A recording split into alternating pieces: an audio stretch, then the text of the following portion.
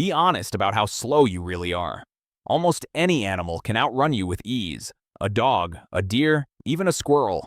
In a sprint, they would leave you behind instantly. You feel like one of the slowest animals alive. Soft, slow, and easily left in the dust. You would never call yourself a great hunter. But that feeling is hiding a huge secret. Over a long enough distance, you are deadly. One of the greatest endurance hunters that ever lived. Your ancestors did not catch dinner by being fast. They caught it by simply never, ever stopping. They would run an animal until it dropped dead. No other ape on Earth can do this, and your body is still built to do it. So let's see how we ran things to death. Here's the trick at the heart of it. You cannot outrun a deer in a short sprint, but you can absolutely outlast it over time. Picture a hot day on the open plains. You pick out one animal and start the chase. It bolts away fast, easily leaving you behind. You do not panic and you do not stop. You just keep jogging steadily after it. The animal runs far ahead and stops to rest. It stands in the shade, trying to cool down. But before it can cool, you appear again. So it panics and sprints away once more. And again, you simply keep on coming. When it darts out of sight, you read the ground. You follow its tracks, prints, and broken grass. Tracking is its own ancient and clever skill. You become a patient detective of dust and dirt, and every faint clue tells you where it went. Over and over, hour after hour, you follow. You never let it stop and truly rest. You never let its body cool back down. The miles add up and the heat builds. The animal is burning up from the inside. Its legs wobble and its head drops low. Finally, it staggers and collapses to the ground. It has overheated and it cannot get up. You walk calmly up to the fallen animal, and just like that, dinner is finally yours. This is what we call persistence hunting. You do not fight your prey at all. You simply run it to death. For most of our history, this was how we ate. Long before sharp arrows, this was our deadliest weapon. So why on earth does this actually work? Why does the fast animal lose to the slow one? The answer is a hidden superpower of yours. It comes down to one thing: staying cool. A four-legged animal cannot pant while it gallops. When it runs flat out, its guts slam its lungs. It can only breathe in time with each stride, so it simply cannot pant to cool itself down. To cool off, it has to stop and rest. But you do not have that problem at all. You cool yourself in a completely different way. Your body is covered in millions of sweat glands, and you lost almost all of your fur, so you cool down by sweating as you move. You can run hard and cool off at once. The animal must choose between running and cooling. You get to do both at the same time. In the heat of midday, that is everything. Even animals that sweat, like horses, lose here. So you keep moving while the animal overheats. Each time it bolts, it heats up even more, and each time it gets a little less rest. Scientists say this is why we win the chase. One scientist put the idea very simply. Scare an antelope into a gallop on a hot day. Stay just close enough for it to see you. After about 10 miles, it collapses from the heat. If you can run a few miles in summer, you are a lethal weapon in the animal world. Slow, sweaty, and almost impossible to escape. Now look down at your own ordinary body. It is a running machine in clever disguise. Almost every part of it is tuned for distance. Start at the bottom, with your feet. The arch of your foot works like a spring. It squashes down as your weight lands on it. Then it snaps back, flinging you forward again. Scientists say it returns a big chunk of your energy. Next, feel the back of your ankle. That thick cord is your Achilles tendon. It stretches and recoils like a slingshot. An ape does not have a long one. Yours stores energy with every single stride. It quietly saves your strength mile after mile. Your leg muscles are full of tireless fibers. They are built to work for hours without quitting. Now think about your surprisingly large backside. Your gluteus maximus is the biggest muscle you have, and you barely use it just to walk. But when you run, it fires hard every step. It stops your body pitching forward as you land. Even your neck has a special running part. A small ligament holds your head steady as you run. Fast runners, like horses and dogs, have it too.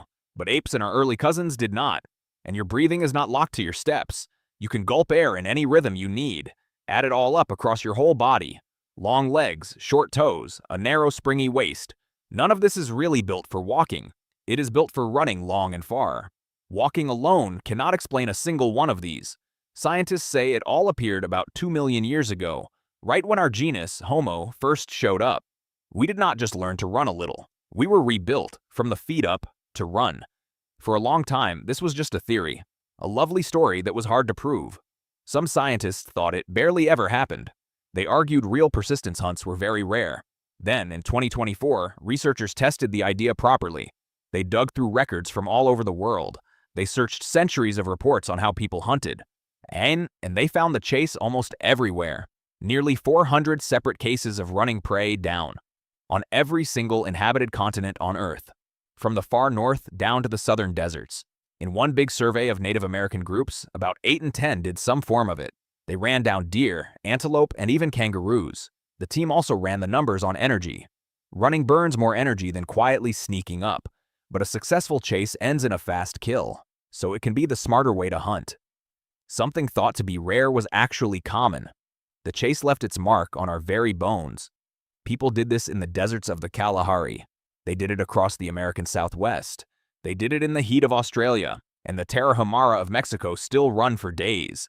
Some scientists still think it was used rarely, but the evidence for the chase keeps growing. Either way, our running bodies are very real. So here's the part that is secretly about you. You come from the ones who ran praedom. Every ancestor in your line survived to have children, and running often won them the food to do it. That whole running machine is still inside you now. It explains a strange fact about your body. You are terrible at sprinting compared to animals, but you can do what almost no animal can. You can run for hours or even all day. A cat cannot run a marathon. A cow cannot, but a trained human can, and many do. We even race each other for medals and fun. We can run in the punishing midday heat. No other large animal would even dare. And there is one last clue inside your head. Have you ever heard of the runner's high? After a long run, a calm, good feeling arrives. Your worries fade and your body feels light. That is not random, and it is no accident. Your brain floods with its own feel-good chemicals. Scientists tested who actually gets this reward. They ran humans, dogs, and ferrets on treadmills. Humans and dogs are both long-distance runners. Ferrets are little couch potatoes that do not roam. After running, the humans and dogs got the high. The ferrets felt nothing at all. Their bodies were never built to roam. So the high is a reward built for runners.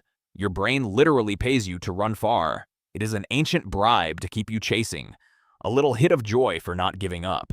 That reward is older than farming or cities.